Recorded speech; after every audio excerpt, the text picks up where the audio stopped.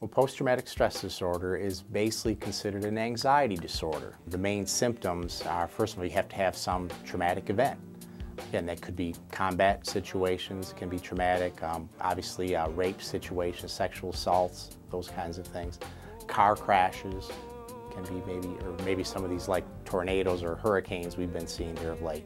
It could potentially be a triggering event for post-traumatic stress disorder. Post-traumatic stress disorder, it is something that people develop in response to a stressful or a traumatic event. People don't always develop a PTSD just because they've experienced some trauma, but some people will develop a set of symptoms, which is really what we're referring to when we use the term PTSD. Well, we call PTSD reality poisoning. It's like you get so much stuff out of video games and out of TV, but if you're actually there, it wires you differently. It burns it into your mind and in your memories, and it attaches the emotional response to it. So it's like living a nightmare over and over whenever you get a trigger. PTSD could affect students in a variety of ways. One of the hallmark symptoms of PTSD is having a flashback. A flashback is like a really strong remembering of the event. Oftentimes it has some emotional responsiveness involved.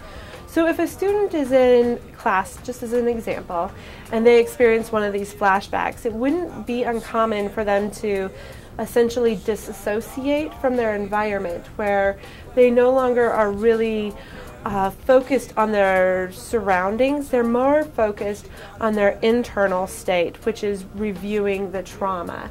They might have a physiological response where their heart begins to race, they begin to sweat, which can, if this is happening in a classroom, that could be potentially embarrassing, as well as it would be disruptive to the individual's learning, because they're focusing not on the content that would be being delivered, but on what's going on within their own mind and within their own body.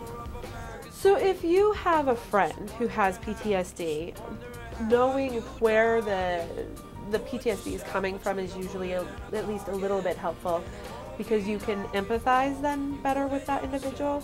So somebody who's experiencing PTSD from a trauma that's associated with battle, like a veteran might be, they might respond with startle to certain stimuli, where if the individual's traumatic event was a car accident, the stimulation is probably not going to have that same impact. And then if the PTSD is coming from a more interpersonal event, like a date rape or a sexual assault of some kind, having some appreciation of what your friend's experience has been that's creating this response in them is useful, in that it helps you to empathize with them and understand better where they're coming from. As well as, then you might not contribute further to that by startling them in some unintended manner. There's a cluster of symptoms that we usually see associated with post-traumatic stress. The first is, and most common, is some kind of re-experiencing that takes place. Usually that's in the form of either flashbacks during the daytime, where they re-experience the event, or it could be at night when they have nightmares, again, re-experiencing the event, oftentimes waking up as a result of that. Also, they have a tendency to avoid situations that remind them of the traumatic event. Like, for instance, guys that maybe were long-haul truckers in Iraq, okay? They were very hyped up, again, driving the truck down the road because of, again, fearfulness of roadside bombs. So again, all the things associated with driving long distances, driving on a highway, driving in the desert, which again, a lot of the people that drive around here, that could be re-experienced, because again, some of the scenery around here could look very much like Iraq. So that may be a triggering event. So they may avoid driving on the highways as a result of it. Exactly sure of how many Iraq, Afghanistan veterans are attending Mesa State, but we think it's probably at least 200, maybe 250. Okay, so it's quite a few. Many of them are going to tell you that they're a veteran. Others, they may not want anybody to really know that. But those that have PTSD, you know, it can definitely impact their ability to learn. Living with PTSD in general is just a pain, especially around the summertime when it gets really hot and everyone's setting off fireworks or shooting off their rifles in the air just, you know, celebrate. I have to pay very close attention to what's going on around me. I have to pay very close attention to where I am, and I have to be extremely cautious around my family and friends because sometimes I'll just forget that I'm Joe and once again be Sergeant Joseph D. Cooper, 1st Infantry Division. The other thing that's really helpful for individuals with PTSD is just to have support systems. To have a friend or a family member who understands that you're going through a difficult time and be able to talk with them about why you're having difficulties. Like we discussed the ways that it might impact school.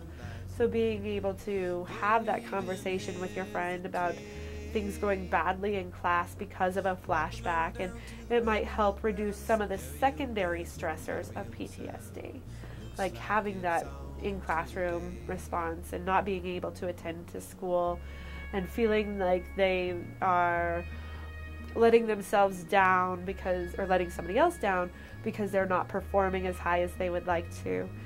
So encouraging them to give themselves a break because you know about their symptoms would be one way of helping. Individuals that have PTSD, they are at risk for, you know, having other incidences. Okay, they are at risk. We know this for a fact. They are at risk for suicide.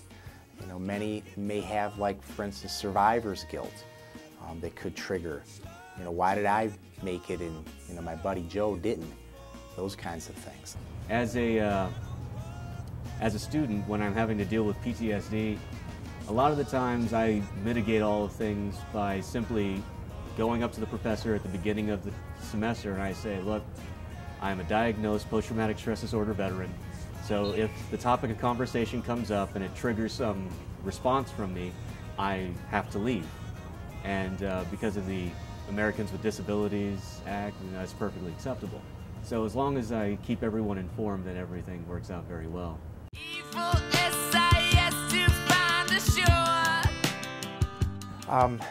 Treatment, you know, there's been a lot of different approaches over the years. So again, we've kind of identified this problem for decades. We really started to address this after Vietnam, and I think, you know, some therapeutic approaches started after that. So the first one is what's called prolonged exposure.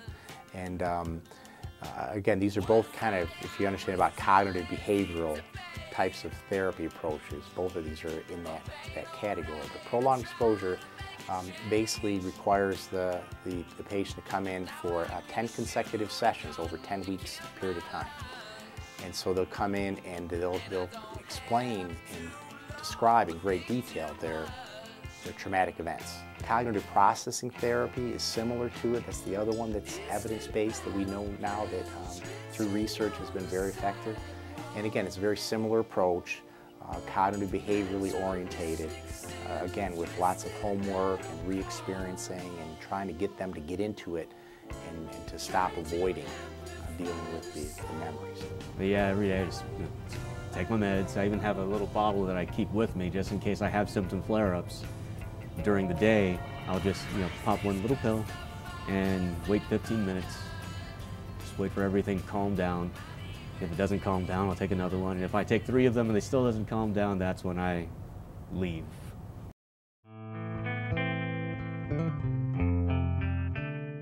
A couple of times throughout my 4 years here, I've actually had to take extended periods of time away from class and go into the VA hospital because certain triggers, certain scenes come up. It starts getting my mind to spiral out of control, and when that happens, I'm required to check myself in for the safety of myself and others. We have some veterans that are doing all of their classes online. They won't even go to Mesa State because it's too intimidating for them given their symptoms. The fact is that we've got plenty of veterans with PTSD that are going to school at Mesa State, and they're doing their counseling to try to relieve the symptoms. Maybe some of them are on medication to relieve their symptoms. You know, some of them it's a real struggle, but they still go because they want the education. Others, it's not that big of an impact. They feel pretty comfortable in the classrooms once they get used to it. It's not a big deal.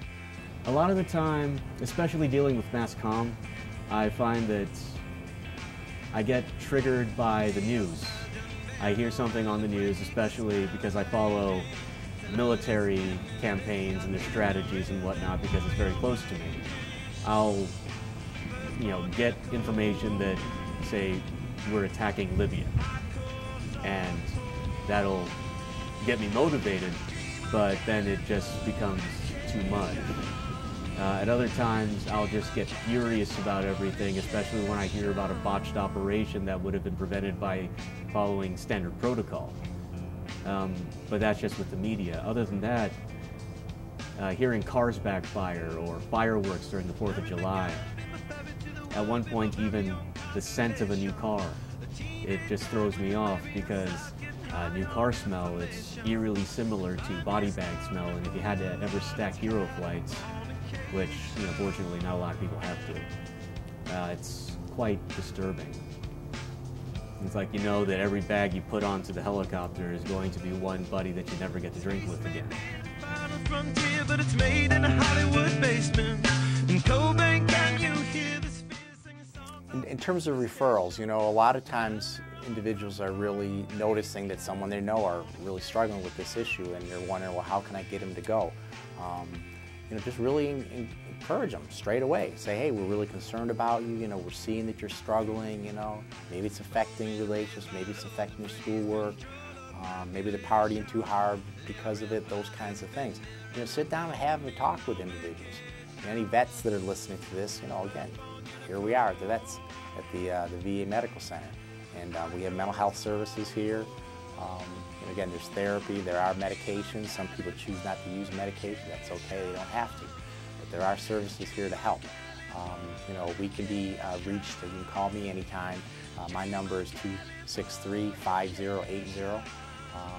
Monday through Friday, give me a call, we could talk about it. Even if, again, maybe you're not ready to come in. We could just talk about it over the phone and discuss where you're at and what the obstacles are and deal with all that. The other option besides coming to the VA Medical Center, to our mental health program, would be to go to the Vet Center, which is out on F Road. Give you the address, it's 2472 F Road, unit number 16. Their phone number is 245-4156, so you can seek help there as well. And again, they'll do both individual and marital and family counseling out at the Vet Center as well.